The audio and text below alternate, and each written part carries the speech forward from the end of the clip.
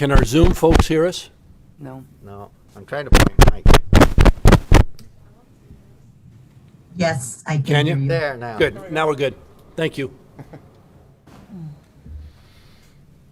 Call the meeting to order. Please rise for the pledge. I pledge allegiance to the flag of the United States of United States of America, and to the republic for which it stands, one nation under God, indivisible, with liberty and justice for all.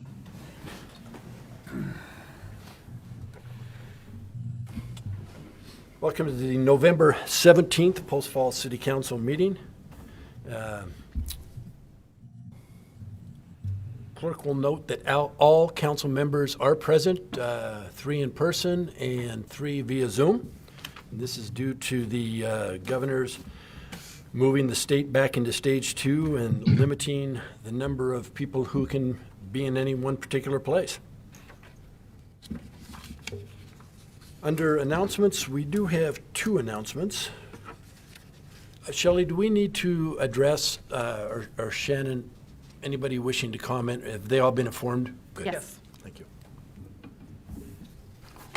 2 announcements. City Hall and city business offices will be closed Thursday, November 26th and Friday, November 27th in observance of Thanksgiving holiday. Police, fire, and rescue services for life-threatening or in-progress emergencies may be reached by calling 911. The police department will be open for walk-in emergencies. For water department emergencies, call 208-773-3517.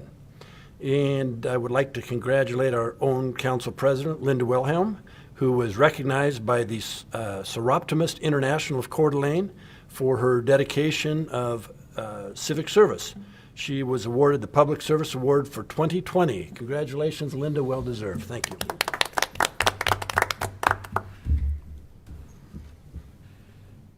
And we do need an amendment to the agenda. So we need 3 amendments to the agenda. Item 1G, Wildflower Meadows Subdivision Construction Improvement Agreement needs to be removed from the agenda. Item 2B, North Place Vacation Public Hearing needs to be removed from the agenda. And item 5A, Implementation of Governor's Stage 2 Order needs to be added to the agenda. So moved. Before we make the motion. I wasn't quite quick enough, sorry, Linda. Quick. Because we're adding the discussion item for the governor's order, we added that after the agenda was posted last Friday. Because of that, we need to make a motion to explain why we're adding it to the agenda, why we couldn't have had it on the original agenda. So essentially, the motion would be to amend it to include that item because the governor's order came out after our agenda was posted, and this was the earliest we could put it on the agenda to allow council a chance to discuss how we want to comply with the governor's order. So moved. I'd make that motion. Motion second. Further discussion? Roll call, please. Wilhelm, Aye. Anthony, Aye. Wolf, Aye. Borders, Aye. Thorson, Aye. Malloy. Aye. Motion passes. Thank you. Are there any declarations of conflict, ex parte contacts, or site visits? Seeing none, would you please present the consent calendar? Item A is minutes from the November 3rd, 2020 City Council meeting. Item B is minutes from the November 9th, 2020 City Council special meeting. Item C is payables October 27th through November 9th, 2020. Item D is Creative Homes Zone Change Reasoned Decision. Item E is Quiet Ridge Subdivision Plat Application. And item F is Green Meadows First Edition Subdivision Plat Application. Any questions on the consent calendar? I would move to approve the consent calendar as presented. Second. Motion second. Further discussion? Shannon, please take the roll. Anthony, Aye. Wolf, Aye. Borders, Aye. Thorson, Aye. Malloy, Aye. Wilhelm. Aye. Motion passes. For council members on Zoom, I will look to you to see if you have comments, but if I continue and don't recognize you and you have something to say, please interrupt so we can stop it. Tonight, we have 1 public hearing as the second one was canceled, and that is the Caldwell-McCarthy annexation. And with that, I will open the public hearing. Mr. Manley, I presume. Yes, I'm in the process of getting my screen shared.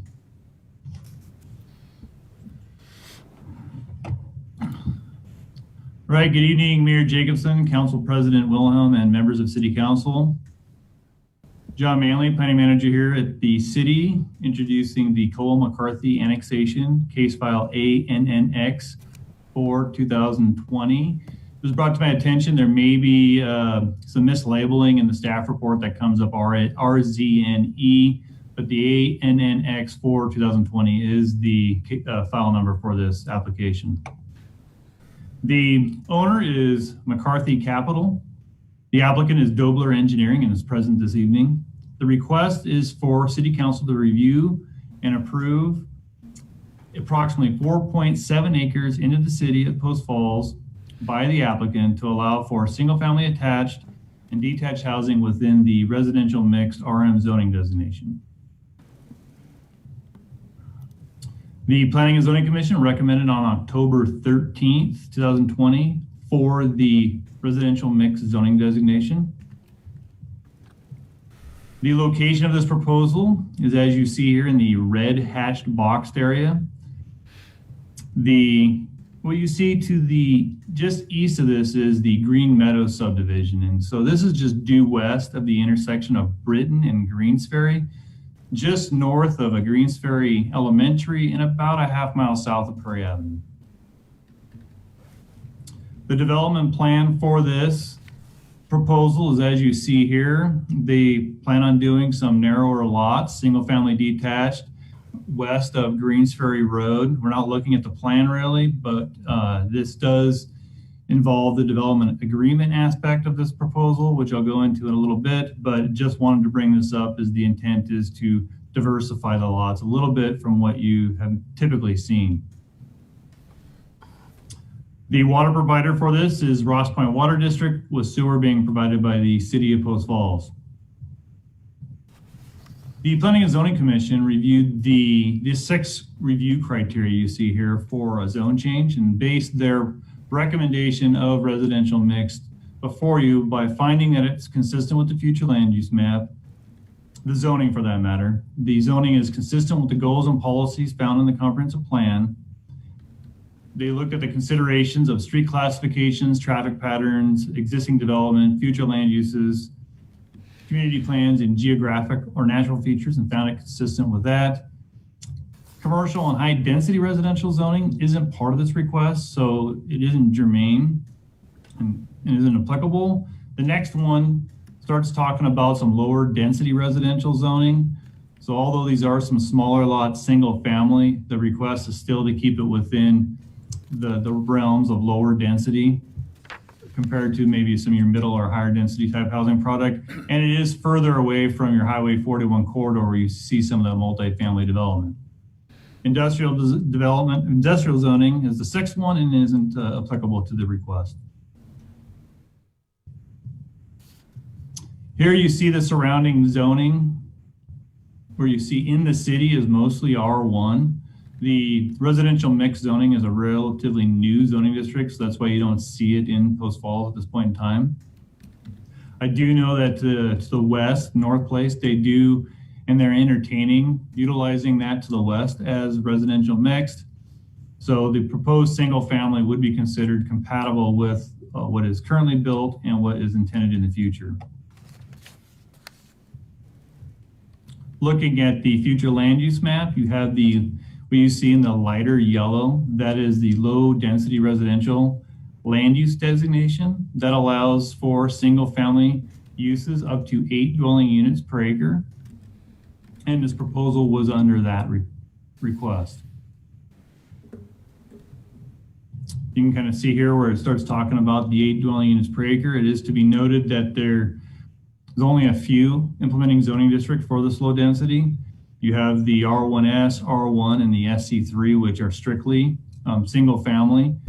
The RM does entertain different types of options within that zoning district, but at this point in time, within the with the language that's in the comp plan and for the applicant's request, they are looking at just doing single family attached or detached product. This, you can see, would follow within that development agreement, what was mentioned. With the mixed-use zones, they all require a development agreement to come before City Council for approval to make sure that it's meeting the intent of the comp plan as well as what was proposed as part of the annexation. And on this, the recommendation is to have a condition within that development to only permit that single-family attached or detached product. So going over some of the few comp plan policies that could be applicable for both the zoning and the consideration for annexation is factors that include the future land use mapping, which was explained. Discussed a little bit about the compatibility with the surrounding land uses as being mostly single family, and that's what they're proposing. Infrastructure and service plans. It was cited in the staff report that Greens Ferry Road was a minor arterial, and there was comments that the proposal would be compatible with that road classification. Also, it was identified that the sewer was facilitated for the Green Meadows to the east, so there is sewer nearby that could facilitate connectivity to this, and that the water service would be provided by the Ross Point Water District.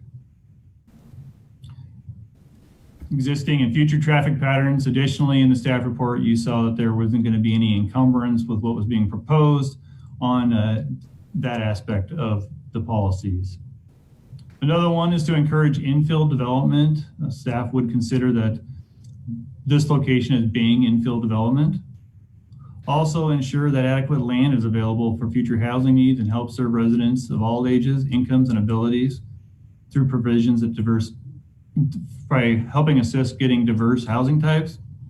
Now, there's no guarantee with the mixed zone at any time or any zone that you're going to always meet this, but with allowing for diversification in the housing stock, you allow that potentiality to occur.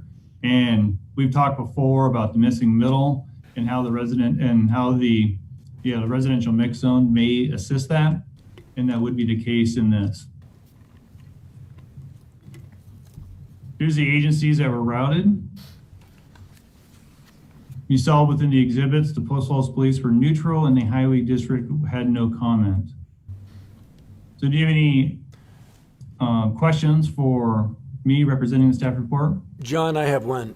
On the residential mixed, is the reason for that strictly the density, smaller lots? I think that could go towards the applicant to answer also for why they're asking for it. Staff's view on it and reviewing it is just to look at the comp plan and the codes in place. And so that was embedded in the staff report. I guess the reason I'm asking is our R1 is 5 homes per acre and this is up to 8. So I just was curious if that might be one of the reasons. That could be, but I think that Gordon, who's here tonight, can probably answer that more accurately. Okay, sounds good. Anybody else have questions of John? I saw Alan does. Al, go ahead. John, I have 2 questions. One, have we had an RM developed yet, or is this the first one? This is the first one, and I'm kind of thankful it's a small 4.7 acre one to kind of get us out of the gates and kind of looking at it rather than a big, 300 acre request. So it's a good one for us to get off the ground and going. Good. The other question I had, you referred to single, attached, and detached. Could you explain a little bit more about what that is? Is that a single house with either an attached garage and a detached garage? I'm not sure.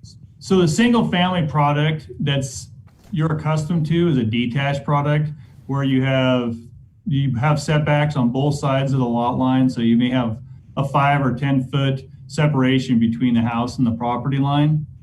For the detached, the attached is like a townhome, single family townhome, like a twin home. So you have a common wall. They may have a side yard, but they have a 0 combined wall. So on that sketch you saw with those narrower lots, you probably would see that twin home, single family sharing a property line within their structure.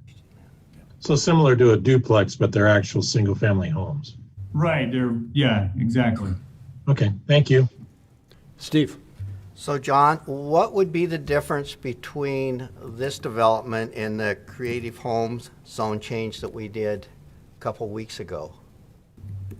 Because those were townhomes too also, weren't they? Yeah, the difference is, so Creative Homes they want to have the option to do townhomes. Now, when you say townhomes, that may come in the form of a single family unit like this eventually they would have to plat and process a subdivision to get that. Or they may get townhomes through the building code, which we have multifamily product that are for lease only, where you don't have a property line, where you end up with 2 or 3 units that are leased units, but they meet the building code description for doing a townhome. So oftentimes these proposals, there's some dialogue between the building official and myself on what's being requested and how to permit these types of structures. This one here would be single family homes. The one on Creative Homes did the R2. They have options for them, and that would be resolved later at the time of subdivision and platting. Okay, so the property line could be the common wall. In this case, for what they're identifying, that is true. Okay. Thank you, John. Any other questions, John? Seeing none, does the applicant wish to speak? Hold on, he's on here. He's on. Can you hear me? We can. Name for the record, please. Gordon Dobler, Dobler Engineering, 1875 North Lakewood Drive in Coeur d'Alene. Thank you, Mr. Mayor, members of the council. I just wanted to emphasize a couple of points briefly for you. I guess, first of all, we agree this is the first RM zoning to come through. We feel like it's a good location for it. The question was asked earlier about the reason for the RM, and I think you're astutely noted that it's basically to get smaller lots than the 6,500, but use and meet that middle market demand, which is really growing. We feel that with the stipulation for a single family, that it's compatible with the surrounding land uses, because it would maintain a single family use. And then I think finally would be just to emphasize that with the RM zone comes the requirement for open space. So this, in whatever shape we end up using it, it would be about 1/3 of an acre, which is, you know, a pretty good size for under a 5-acre lot, and it's maintained by the HOA and available to the residents of that neighborhood. So really, all in all, we think this is a good application for a first try. The development agreement that goes along with it will really, you know, lock in any concerns or eliminate any changes, that kind of thing. So we're excited about moving forward. Thank you, Gordon. Linda, you have a question? Yes, Gordon, just one question. That shared space, the 1/3 of an acre, are you planning on developing that into some sort of a park, or what is your idea there? Yes, we intend to have it developed as a passive park that would be available, you know, benches, you know, barbecue, something that people will want to walk over to, you know, run their dogs, the kind of passive uses that you see there. Yeah, and all those, you know, any equipment or, you know, irrigation, lawns, that kind of thing, trees would be maintained by the HOA. Thank you. Any other questions of Gordon? Thank you. Shannon, do we have anyone wishing to testify? We have some online here. If anybody waiting would like to speak for this annexation, please hit your raise your hand button. Is anybody neutral?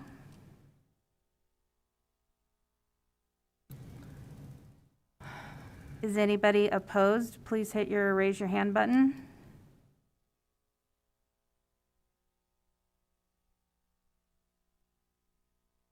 I have nothing. Nothing? Thank you. So I don't imagine, Mr. Dobler, there will be any rebuttal, is that correct? Yes, sir. No rebuttal. With that, I would close the public hearing, and I'm going to start off with questions, if I may. We've got smaller lots. Houses are close together. I raised this concern a month or so ago after a fire over in the Montrose area. John, is there anything that has been done or that can be done to prevent that situation from occurring again, where the houses are so close? One house starts on fire, the next house catches, we lost 2 houses. And these houses, I understand they're narrower lots, et cetera. Is there any safeguard built in to prevent that? At this point, they'd meet building code, whatever the building code would allow for their separation from property line. I do also have the building official here that is, if he wants to chime in on it, you want to ask him as well. I'm just curious if, if they're going to use vinyl siding, et cetera, and I know I'm not trying to get in the weeds, Mr. Wilson, but I'm concerned with the closeness of this annexation request. So they're going to have to comply with the building code, which requires fire separations on the property lines. It looks like Justin is. Okay, Justin, you want to weigh in on that? Thanks, Warren. Yeah, good evening, Mayor and members of the council. So with that being said, they're going to be required to have 2 one-hour walls on the property line where they abut each other. So they're going to be required to have 2 one-hour firewalls, where the fire that you were talking about, they didn't have any firewalls. Okay. So they'll have a complete firewall from the top down to the foundation to protect each individual unit. Good. Thanks, Justin. Linda has a question But for you. Justin, what about if they are not attached? Because if they're not attached, it looks like they're going to be very close together. Would they still be The required? current state statute right now for firewalls is 3 feet from the property line to the structure. If they're closer than that, they have to rate the structure. If the eave overhangs that 3 feet, they have to also fire rate that eave. Okay, so if the eve goes over the 3 feet, then would they have to firewall the wall as well? So let's say Just the the wall was eave. at 3 foot 1 inch. They would not have to fire rate the wall, but they would have to do a 1 hour fire rating on the eave of the house. Still causes me concern. Yeah. Okay.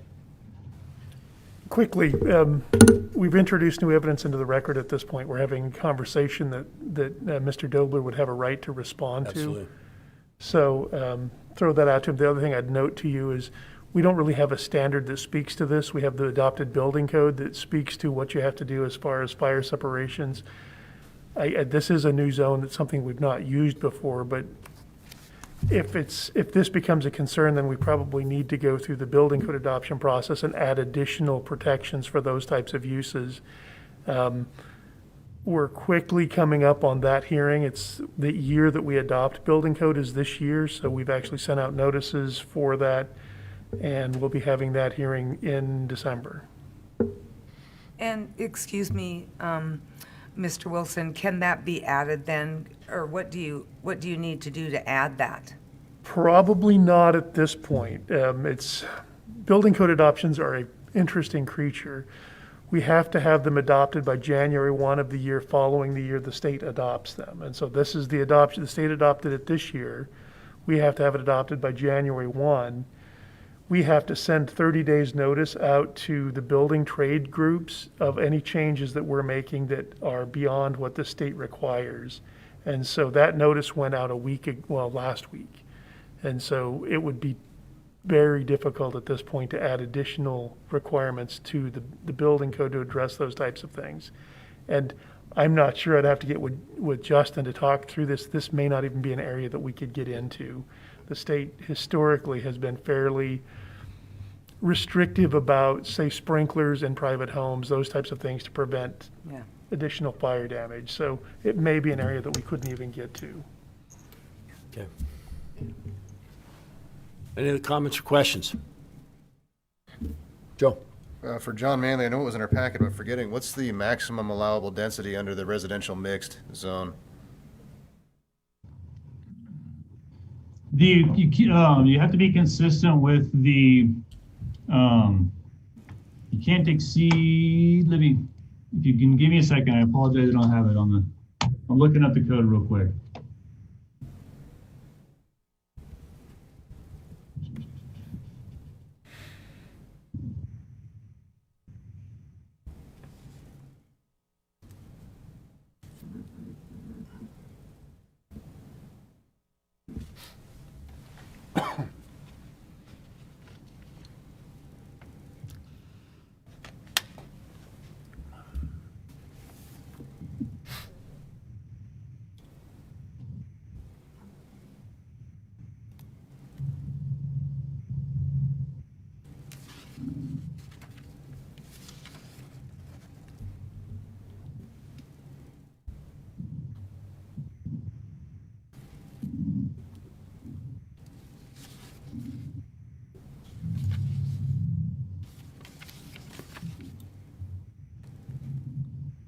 Tough question.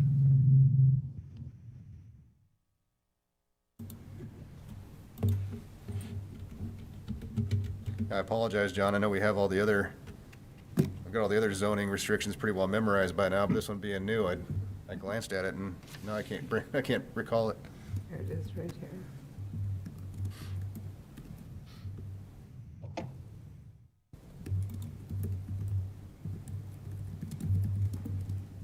So here is the zoning district.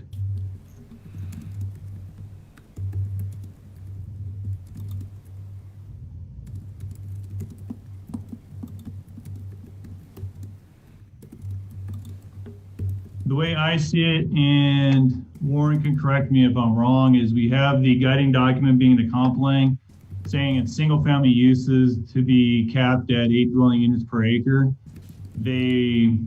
I believe we entertained diversified housing products that such that you provided a consistent product to the comp plan and met and stayed under 8, I believe that would be the cap. Okay. And the height restriction is similar to R1, correct? Here's where you see the maximum height for duplexes, twin homes, and single family. That is 35 feet. If you were to do a multifamily, you would be at 45 feet. 35. Okay. Thank you. Any other questions?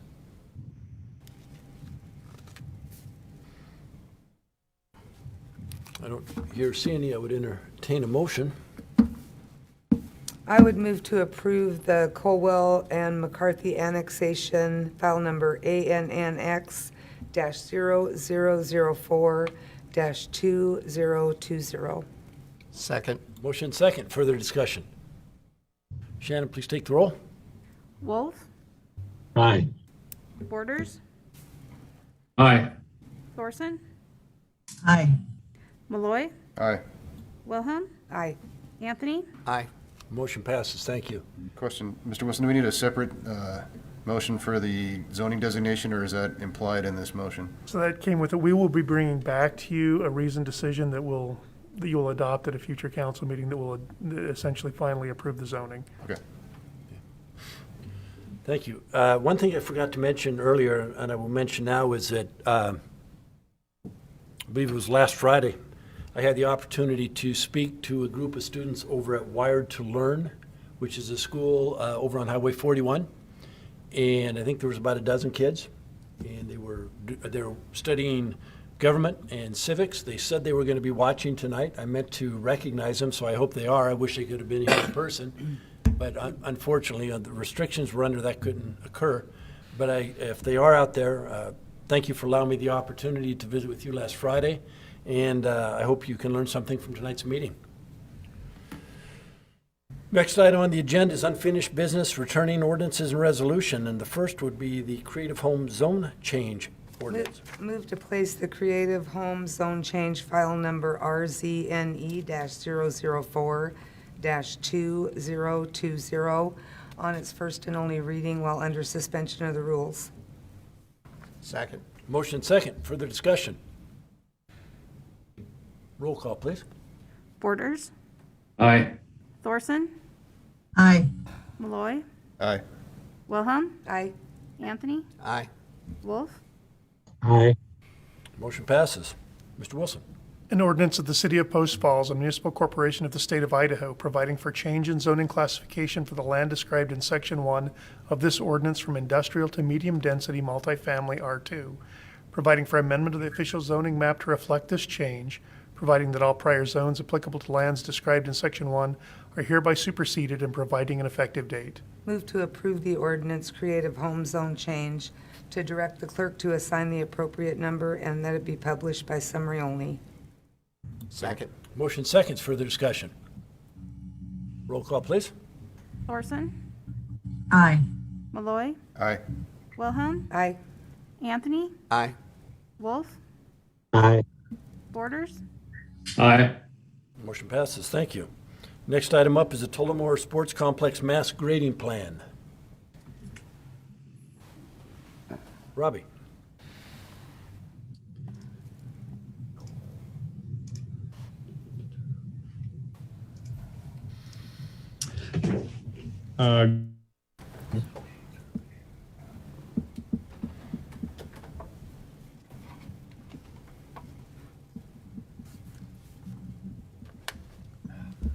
Can you hear me? We can. Lost. Something happened weird there.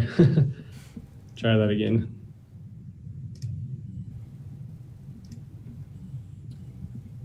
Okay. Good evening, Mayor, members of council. Robbie Quinn, Parks Planner, here to present the Tullamore Sports Complex mass grading contract for approval. Just quickly background, the Tullamore Sports Complex master plan was adopted September 15th of this year. Consists of 5 ball fields, 4 multi-purpose fields, 2 parking lots, sports courts, and a couple shelters. And so at that meeting, I went through a couple timelines for implementation and construction costs. And so the next step was going into the first year of fiscal year 2021, which we are currently in, for the mass grading complex here. And so a summary of the scope, the first step would be to do an as-built survey of the site. So currently Cecil Road is being constructed for the subdivision to the west of Cecil.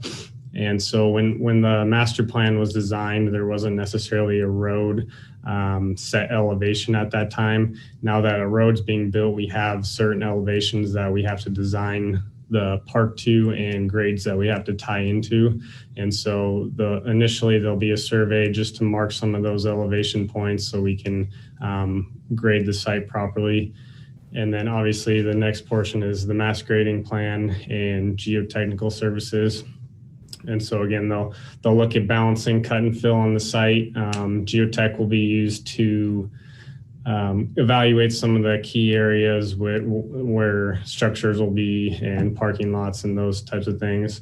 Also included would be an opinion of probable cost for the construction of the mass grading, specs and bid documents.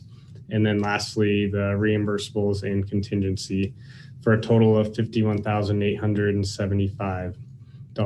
And so when we were presenting the master plan for adoption, there were a couple points of discussion that were brought up, being, priorities for the Parks Department, the priorities for this site, whether we do kind of soccer or baseball first, and then they're also mentioned on waiting till we hear about the impact fees and kind of that impact.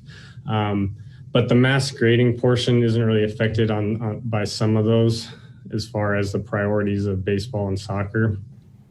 And just so council's aware, the Parks Department is planning on setting up a workshop here this winter to kind of go over those priorities in parks as a whole, as well as this project. But the reason we bring this contract to you today is, again, one, for the survey, so we can get it surveyed before the snow flies. And then two, there's been kind of agreements with the previous landowner and a developer in Tullamore to contribute to the mass grading efforts. And so we wanted to, while he's still in the Tullamore development, and so we wanted to get this done kind of early on so we can get it in front of him to evaluate scope and timeline to try and see how that fits into his projects before he kind of moves out of the area. And so with that, I stand for any questions. Robbie, where will the funding come from? Impact fees. Thank you. Any other questions, Robbie? I do. Steve? So, Robbie, if I'm hearing you right, one of the reasons to start the grading now is to have the park be able to match the elevation of the road at some point, because they're designing the road now, and so you're trying to dovetail that in, so they're going to put in Cecil, and then you'd be Right, so the developer to the west of our property is required to, since they were developing first, they're required to build their half of Cecil plus 10 feet onto our half. And so that road has obviously already been designed because they're constructing it. And now that there are certain elevations that we have to match when we go to construct our half of Cecil, that's kind of where this mass grading plan will also tie into those elevations. So we can, again, look at balancing the cut and fill on the site of set points that we now have. Okay. Any other questions? Al? Hey, Robbie, thanks a lot for putting this together. Question though, is this just a plan or is this an actual, are we going to actually get some grading done for $51,000? No, this is just the plan. So we're not going to get any actual dirt moved? Correct. We will not. So could you go back to that, your estimate? Because it looked to me like the estimate for the mass grading was 85,000. No, that was for the for this design of the mass grading is what I had in there for 85,000. Oh, so design, you can see here, and then mass grading.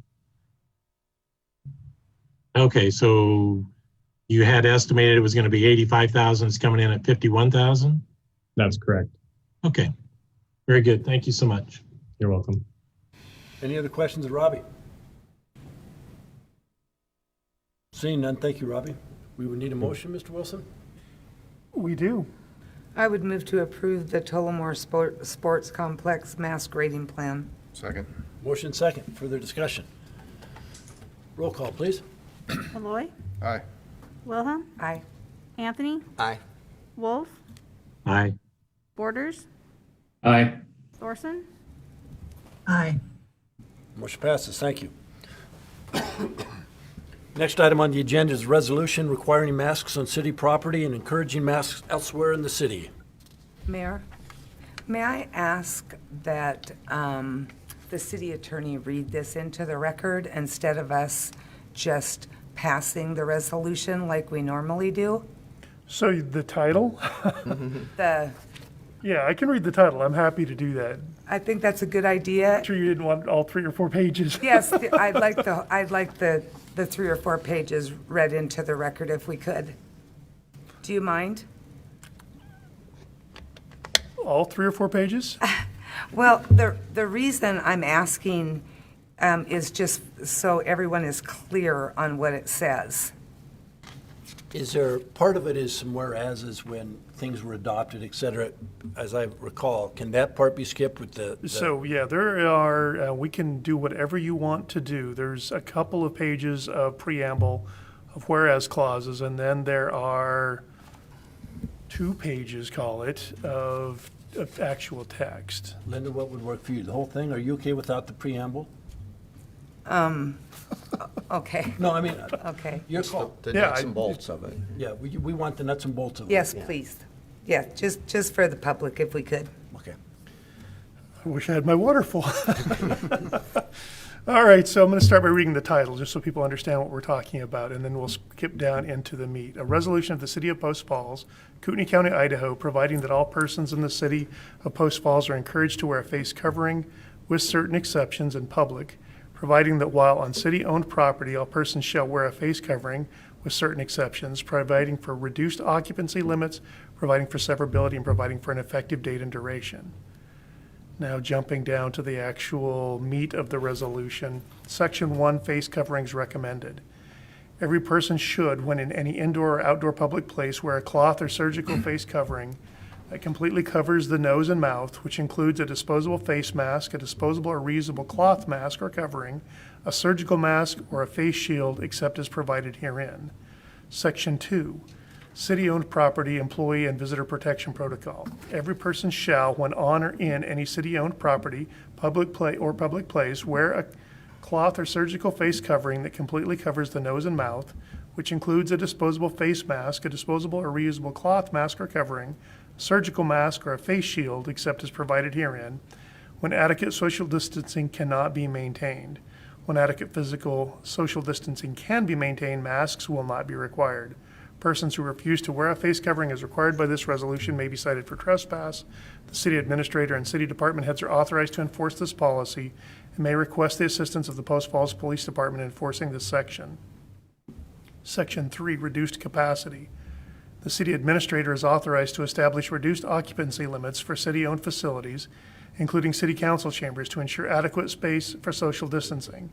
Current occupancy limit for the city council chambers is 13, but the city administrator may change the occupancy limit based on guidance from Panhandle Health District and in conformance with orders issued by the Idaho Department of Health and Welfare or the Idaho governor. All persons wishing to attend public meetings are invited to view the broadcasted meetings or to testify via Zoom or in writing.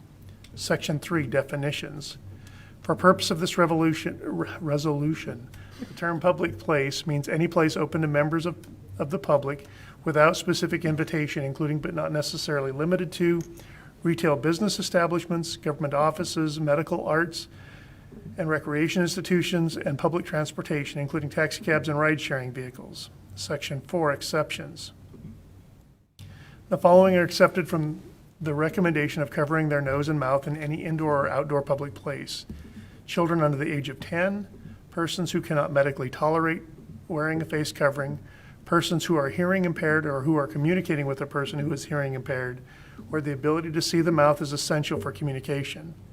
Persons, including on-duty first responders, for whom wearing a face covering would create a risk to the person related to their work as determined by local, state, or federal regulators or workplace safety. Persons who are obtaining a service involving the nose, face, or head during which temporary removal of the face covering is necessary to perform the service. Persons who are eating or drinking at a restaurant or other establishment that offers food or beverage service, so long as the person is able to maintain a distance of 6 feet away from persons who are not members of the same household or party as the person. Outdoor public places where people can employ social distancing as recommended by the CDC. Indoor public places where people can employ social distancing as recommended by the CDC. Indoor recreational facilities where the people can employ social distancing as recommended by the CDC, and this means gyms and fitness facilities.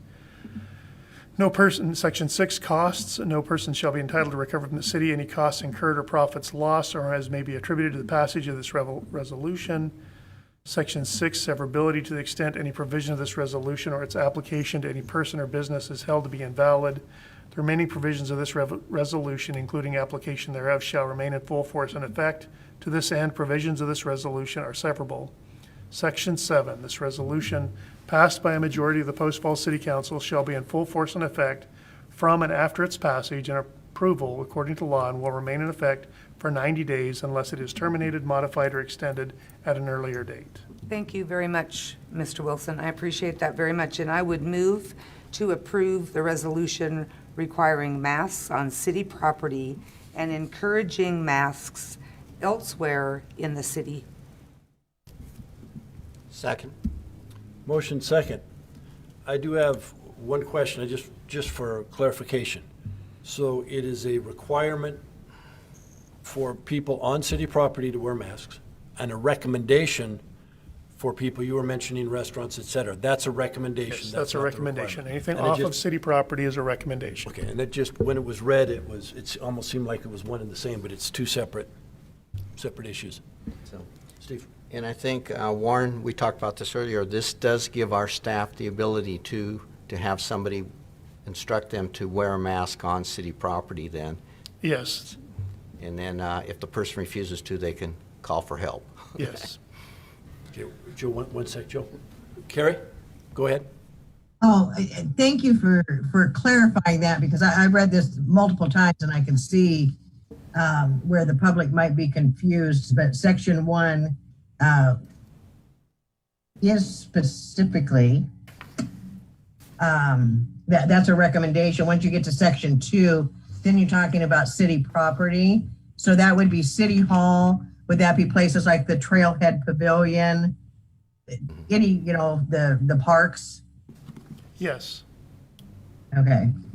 But yeah, so the rest of it is a recommendation, and it's a little, I don't know, confusing, but it's just apples and oranges there, where it goes into naming specific places of business. That is a recommendation. Yes. Joe.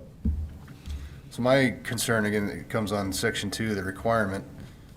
First question is, currently, does the city have a policy that requires face masks on city facilities? How does this requirement differ from the policy in terms of the legal ramifications? Can somebody be trespassed from city property now with the policy that we wear masks? And if so, how does this resolution change that, if at all? Or can somebody not be trespassed based on a policy? So we do have a current city policy that requires staff and visitors to wear a mask in City Hall if you're not in a position where you can socially distance. The policy isn't a ton different than what you're saying here tonight. Right. The only difference here really is that this is the council essentially putting their voice behind that, saying that the council agrees that this is a good policy to have. Our existing COVID response plan, when that was adopted, that gave the mayor and the city administrator the ability to essentially establish policies to respond to the COVID epidemic, including these types of restrictions. So we already have that in place. Right. This is essentially the council putting their stamp of approval on that. So in theory, right now, if someone comes in, they could be trespassed if they didn't want to comply. So this effectively doesn't change anything. It doesn't change much. This is really just, again, the stamp of approval.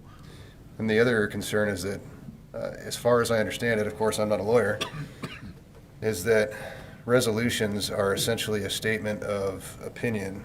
Anything that carries any legal ramifications needs to be in the form of an ordinance. Is that correct?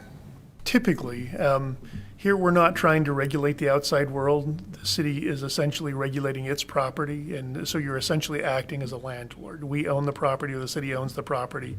You have the right to set rules and regulations for how the public property is used. Here, the penalty isn't a misdemeanor or an infraction, so there's not that type of penalty. It's you're removed from the facility. Just like if somebody came to my house and was being a jerk and I asked them to leave, I could potentially call the police and ask them to remove the person for not following the rules of my property. So that's the difference.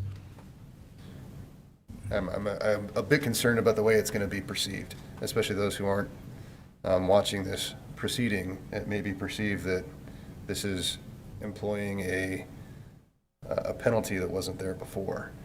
I appreciate the clarification that it doesn't. However, I still have concern about the perception of it. One that is posted. Right. It's posted, it has been posted, and we've been pretty tolerant, I think, or lenient. I think Ron too. Mayor, I have, Go ahead, Carrie. and I share that concern, Joe. The other thing, right now, Shelley, as the city administrator, can make that policy, so she can put it in effect and take it and eliminate it. So and now she won't be able to do that without us coming back. And then that's the other thing, is it says 90 days, which would take us, I think, to the middle of February to revisit it.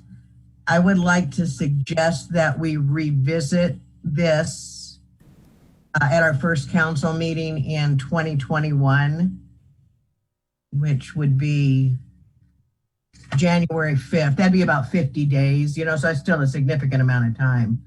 to reevaluate that as opposed to taking this all the way to the end of February, so.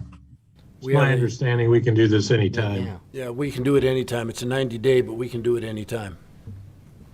If it goes longer than 90 days, we're going to have to get back together to discuss. Yeah, it will end at 90 days. You can discuss this, we can put it on the agenda at any point prior to that and have a discussion. If at 90 days it's not happened, then we're going to have to put it back on and do something different. Okay.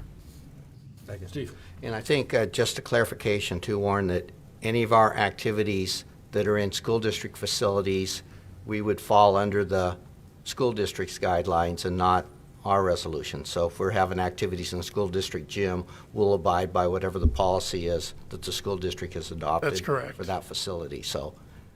Okay. Any other questions or discussion? We have a motion and a second on the table. Shannon, please take the roll. Wilhelm, Aye. Anthony, Aye. Wolf, Aye. Borders, Aye. Thorson, Aye. Malloy. Nay. Motion passes. Next item on the agenda tonight is new business. And we have engineering service contract with Welch Comer for design of the new gravity sewer main.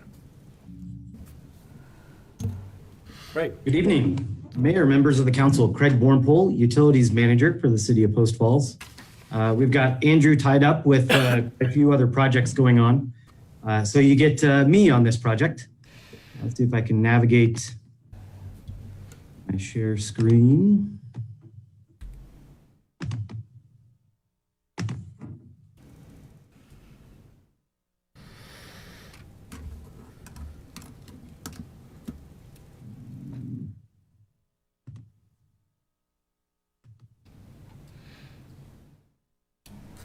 All right, can everyone hear me fine and see the screen okay?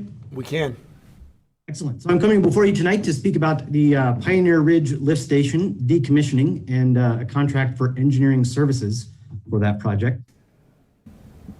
Bit of geography, the Pioneer Ridge Lift Station is in the kind of north west corner of the city. And you can see that in relation to City Hall and my favorite piece of city infrastructure, the water reclamation facility. So the Pioneer Ridge Lift Station is existing. It's near the entrance, one of the entrances to the subdivision. You can see it. It's at the corner of Calvary Lane and Chase Road, and it's sort of obscured by the privacy fencing around it. It's an older lift station built in 1993. It was designed as a temporary lift station to go away, and we've reached the point where we can now do that. So improvements. This was listed in the 2019 Wastewater Collection System Master Plan. And in that, there was a recommendation to evaluate the pipeline and manhole configurations during pre-design. That work has been done, so we could fully scope the engineering contract and knew exactly what we would be designing. So the work itself would place a gravity line within Chase Road, and that would bypass the lift station and route flows that currently go to the lift station to the Montrose lift station. And then after that is complete, we'd be able to abandon the Pioneer Ridge Lift Station. And in the master plan, that's listed as a priority 1 project to be completed within 5 years of that master plan. So advantages of completing this project, it would remove the temporary lift station, which would reduce our energy, maintenance, and equipment costs. It eliminates some downstream surcharging that we're seeing in the collection system. And this all sounds great, fine, and dandy, right? So why are we just hearing about this now? Why didn't we do this years ago? Well, it's capable of being done now because we've completed some upgrades to the Montrose lift station where the flows would go, and the removal of the Howell lift station project, which was a larger project that we came to you with a couple different updates and requests on that. So with both of those being completed, we can now eliminate this lift station. Financial, again, this is just for the design and construction management services agreement with an engineer. That contract is listed at $47,050. We've requested a 5% contingency for any small adjustments to that contract that might come up. So the total we're requesting for authorization is $49,403. It would be funded through our collection projects line item budget, And I will note there was a typo in the council memo. The council memo lists it as 3222, where the correct line item is 3220 for that collections projects budget line. So next up, if this is approved, we would complete design this fall and early next year. With bidding in the spring, we would come to City Council with a construction contract before we get to work with construction, hopefully for next summer. Question. What I have for you tonight and would stand for any questions on the project. Steve, go ahead. I got just one question, Craig. I'm looking at Exhibit A, and I understand what a principal engineer 2 is, principal engineer 1, engineer 5, but what one of the highest paid people is the expert witness. What does he do? So that is a standard form that they include in all of their contracts. The expert witness is what they would charge if they were called before a court to present on anything. That has really no bearing on this contract. That just shows all of their listed charges. So if they were called in to witness on something, that's what their hourly rate would be. Okay. So Exhibit A is kind of their boilerplate attachment, so you know which person is. Okay. Correct, yes. Okay. Joe? This is super nitpicky, but just for the record, your final slide showed the design will be completed in January 2020. That already happened, so It's quick. probably have the records. Yeah, unless you're a really good crystal ball on this one. Probably just have the record show as January 2021, assuming that's correct. 2021 is correct. I appreciate you noting that. I'm ready to get 2020 over with, so I can't believe I missed that in developing the slides. Any other questions? Seeing none. Need a motion. I would move to approve the engineering services contract with Welchcomer Engineers for design of a new gravity sewer main and decommission of Pioneer Ridge Lift Station. Second. Motion second. Further discussion. Shannon, please take the roll. Anthony? Aye. Wolf? Aye. Borders? Aye. Thorson? Aye. Malloy? Aye. Wilhelm? Aye. Motion passes. Thank you. Thank you, Craig. Next item up is the administrative staff reports implementation of the governor's Stage 2 order. So we placed this on the agenda for discussion. Basically, we're looking at trying to restrict our meetings to 10 or less individuals. That affects council meeting, urban renewal commission meetings, planning and zoning meetings, and park and rec commission meetings. Shannon's working with the planning and zoning staff for P&Z meetings on how to handle those and possibly alternate commission members. And Diane Fountain, who is executive director for urban renewal, will work with that commission. For council, we wanted to check and see how you would like to have these meetings formatted. Shannon sent out an email on Monday asking if we could have 3 members Zoom in, and basically that's what we did for this meeting. One of the things that was suggested back when we first started doing some of the Zoom meetings was potentially having just a regular alternating schedule for council members, where we'd have 3 of you here in person each meeting and 3 at via Zoom. And so you would attend one meeting once a month and attend via Zoom the other meeting. But you would have a regular, for example, if Council President Wilhelm was at the first meeting of each month in person, second meeting via Zoom.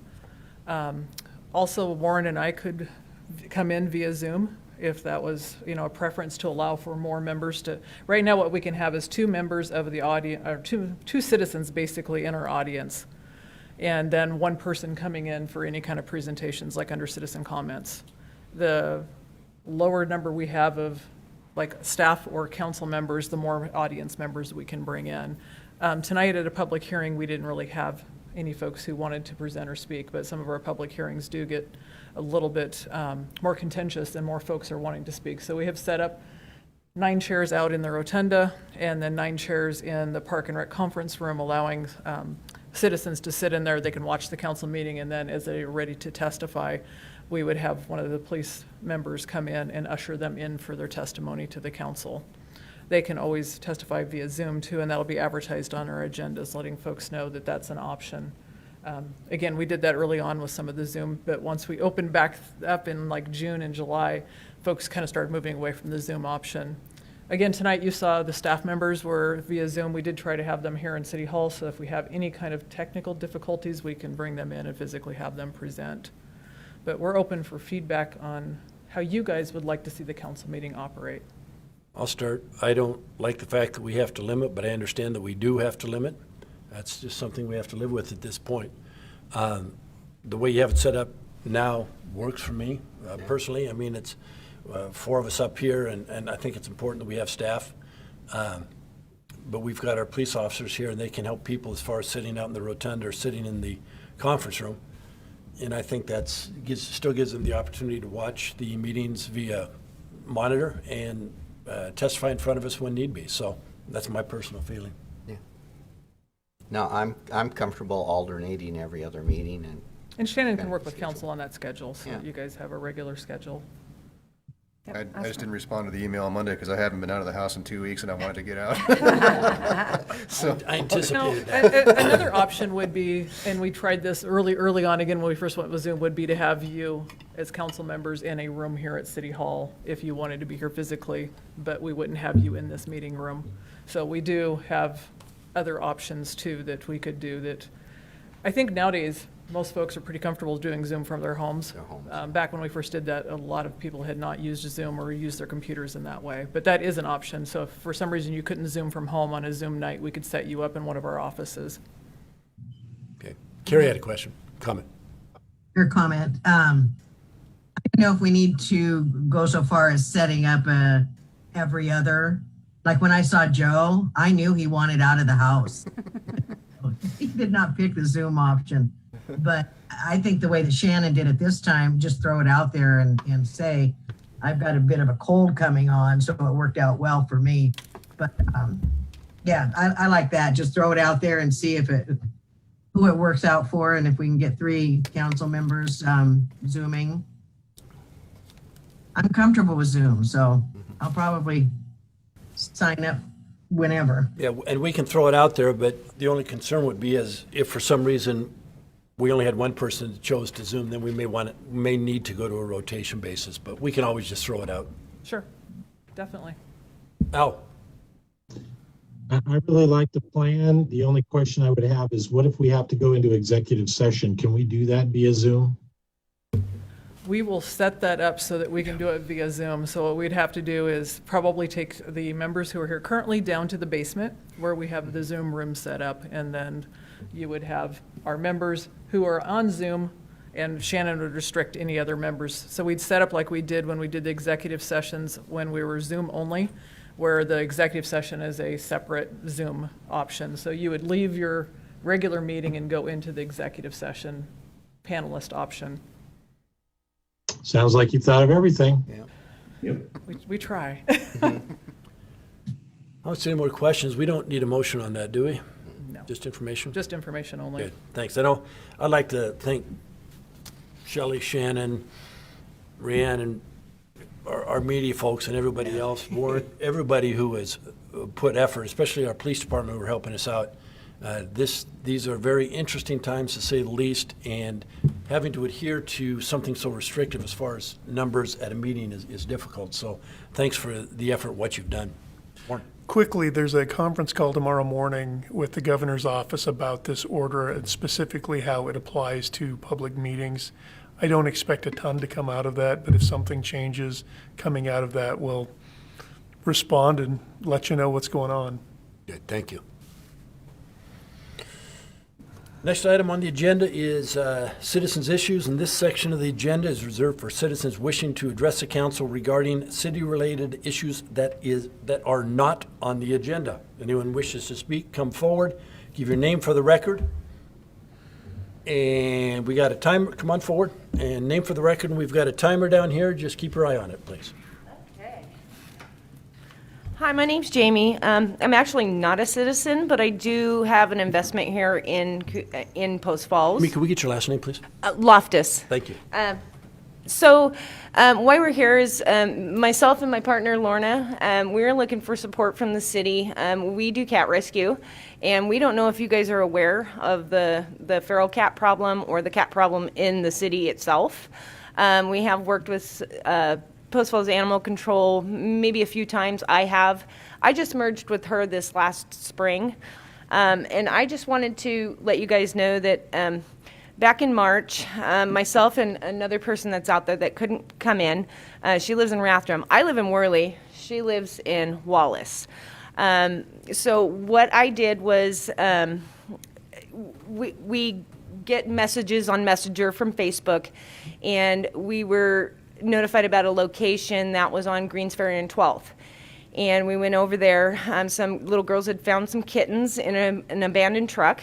And so we went over there and we started evaluating the situation. We talked to the guy who was feeding them, and we asked him, how many cats do you have here? And he said, oh, there's probably about 17 or 18. By the time it was all said and done, within a month's time, me and my friend in Rathdrum, we had trapped around 70 cats there. We were getting cooperation from a lot of the neighbors. And when that happened, we had talked to the trailer park that's on the corner. They told us, oh, our cats are very well taken care of. Everybody here in the park takes really good care of these cats. So at that point, we were...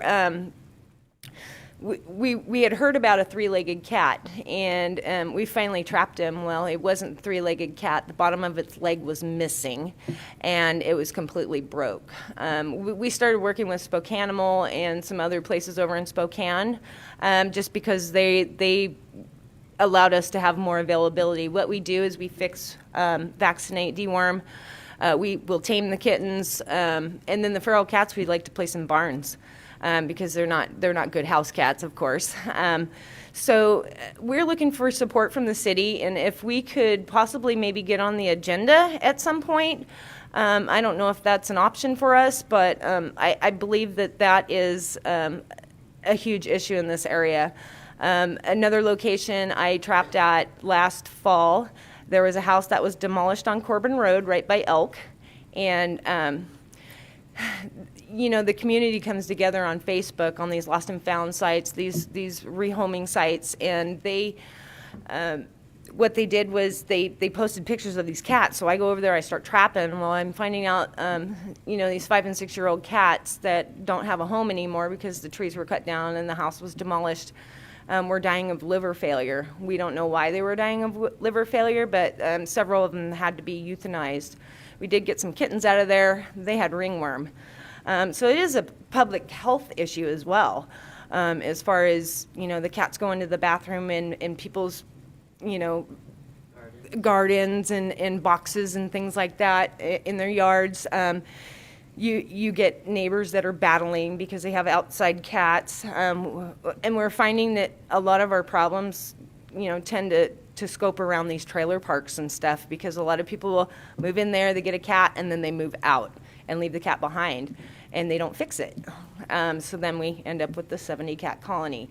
Just recently, just within the last week or 2 weeks, there's only 2 of us here in the area that are really doing this. So the last 2 weeks, we got another call about a Corbin Road issue, because there's a trailer park over there as well. And I'm not trying to target people with trailer parks. I've lived in a trailer before. So it's just the irresponsibility of some people in the community. So what I'd like to do is ask for Post Falls City's help.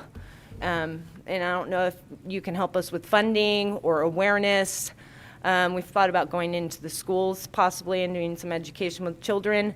But in the COVID times, that's probably not an option for us to do any assemblies at this point. So I just want to open it up right now and see if you guys had any questions for us, because there is a lot to do with this. There's a lot of information that you guys may want to know after hearing, what we go through. We've seen some really bad stuff. So Well, we can't make any decisions tonight. Yeah. But what I would suggest is, could we possibly have our animal control folks work? It may make sense, because I would agree that could be a public health issue.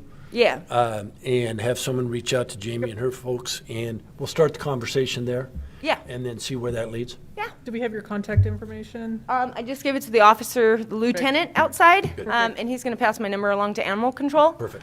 But, you know, as far as funding, that would be something that you guys could maybe in the future help us with. Good. Sounds good. We'll look, see, we'll start the conversation, see what can be done. Flyers if you want to see any statistics too.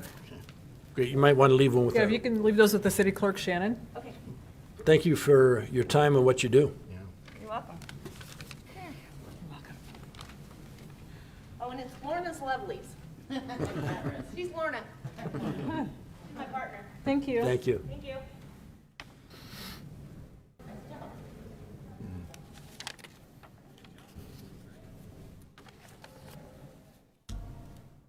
Do we have anyone else wanting? Nope. Okay. Anyone else?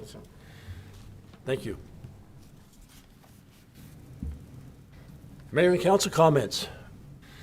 First of all, I want to wish everyone a happy Thanksgiving and hope for happier times where larger gatherings are allowed and families can get together without concern of violating any limitation as far as who can attend. Hopefully we will be through this in the not too distant future, but to be honest, I thought we would be through it by summer, so it just proves that I'm not very smart and didn't know the impact. Second, I talked about the houses being close together, and I appreciate what you're saying, Mr. Wilson. We probably can't get it on the modification of the building code, but to me, that's a huge issue. And, you know, if we can keep that in mind as we move forward, maybe for the next year's approval. I understand people, I don't have a problem with people wanting smaller houses closer together, but we've got to do something to prevent multiple structure fires. I know we talked to the fireman that went the day after that fire. He said, there's wind up here. And he says, you get a fire and it's going to spread. So that is a concern. I understand it's probably more, you know, cow's already out of the barn on that one, but let's bear it in mind for next time, please. Council comments. Carrie, go ahead. First of all, I want to say congratulations to Councillor Wilhelm. If I was there, I couldn't hug you or shake your hand anyways, but thank you for all you do in the community, and that's a very prestigious award, and I'm well-deserved. Thank you, Carrie. For Thanksgiving, on Thanksgiving Day, so many events have been canceled for obvious reasons, but a group of friends who happen to be members of American Legion Post 143 in Post Falls decided to make a Thanksgiving miracle. And so there will be 250 free Thanksgiving dinners curbside. So they'll be packaged individually: turkey, dressing, mashed potatoes, gravy, green bean casserole, the whole 9 yards, and they'll be packaged individually. They are for anyone who would love to have a Thanksgiving dinner. You know, people that might be by themselves, or maybe a couple that cooking a 10-pound turkey doesn't sound like the thing to do, but it's open to everyone, and it will be from 10 to 2 on Thanksgiving Day. And if you enter the parking lot of the Post off of Pole Line, they'll take you through the parking lot, and you'll get your bags of to-go Thanksgiving dinner, and it's no charge, free to everyone. But there will be opportunities for free will donations that will go directly to 100% to the Post Falls Food Bank, who is also struggling even more this year. So it's just a win-win. It's a free Thanksgiving dinner. So if you're alone, or even if you're not alone and would love to have a Thanksgiving dinner, 10 to 2, American Legion Post 143 in Post Falls. And we're thankful for you. So Thank you. Anyone else? Linda. I would just like to thank you for helping Dave and Angie Hatch with that, Carrie. I know that you're helping them with that, and that's a wonderful, You're so awesome. a wonderful event, and really big hearts in this town. and just shows what everybody can do if they get together. So a great big thank you for that. Thanks, Linda. Joe? So as much as I'm tired of reading about it and talking about it, hearing about it, the masks thing, I just wanted to clarify a bit my vote on the resolution today. As I stated last week, I do believe that the right type of mask worn properly can help. I support the recommendation. However, I wanted to make a policy, I didn't want to make it any harder to undo. Should it become appropriate to do so. So that's part of the reason I voted no on it, as Councilor Thorson brought it up. And in a more general sense, we're coming up on Thanksgiving. We're coming to the end of this dumpster fire of a year. Hopefully 2021 brings some better times ahead and we can get a lot of this stuff behind us. I just want to remind everybody to, as controversial and divisive as these issues are, just please be kind to each other, especially if we're coming into winter time. And let's take next week to really remember what the things we still have to be thankful for, and get into the spirit of giving and kindness, and let's get back to that. All this divisiveness and anger and fear is, I think, wearing on all of us. So I just wanted to say that. Amen. Amen. Anybody else?